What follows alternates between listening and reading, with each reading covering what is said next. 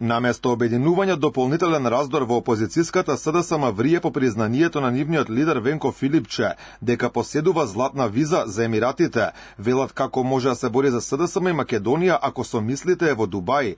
Целта му е да донесе партијата на власт или само да го штити нелегално стекнатиот имот. Екс-градоначалникот на Центар и поранешен висок партиски функционер Саша Богдановиќ за Алфа вели дека многу од случувањата во партијата, но и признанието за релациите Македонија-Дубај не може да донесат ништо добро за СДСМ. Ако се пробува тоа да се скивира во јавноста, изгледа навистина неугодно. И на крајот само се потврдува еден факт е тоа дека луѓето кои што моментално се во раководството на СДСМ мора да сватат дека такви работи не треба да се случуваат, бидејќи влеваат недоверба. Тие некои случувања, релација Македонија-Дубај, гледаме дека не влеваат волја и желба и кај членството и кај симпатизерите, гласачите, дека нешто може ќе се промени.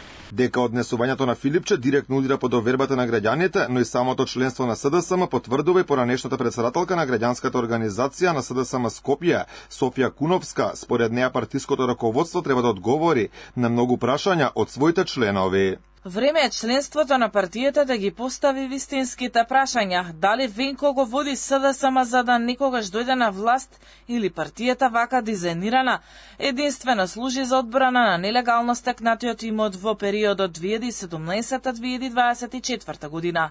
Со каков товар ќе влезат кандидатите на СДСМ на престојните локални избори. Како што е познато, Филипче прво демантираше дека поседува ваква златна виза, но пред 2 дена призна со објаснување дека не ја добил поради вложени пари, туку затоа што преговарал за работа со некоја болница. Не ја вратил туку во моментов таа била на стенд-бај. Ваквите лупинзи на Филипче, според Богдановиќ, може да му создадат сериозен проблем на СДСМ на предстојните локални избори, пред се во однос на изборот на квалитетни кандидати за градоначалници.